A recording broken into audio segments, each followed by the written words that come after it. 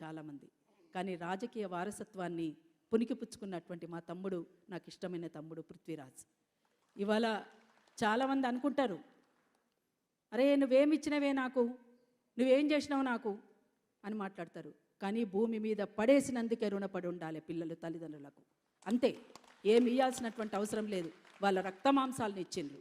కానీ ఇవాళ ముచ్చర్ల సత్యనారాయణ గారి గురించి తను మరింతగా ఆకాశాన్ని ఎత్తే విధంగా నిలబెట్టడానికి ప్రయత్నం చేస్తున్నటువంటి తమ్ముడికి మరొకసారి అభినందనలు తెలియజేస్తూ ఉన్నాను.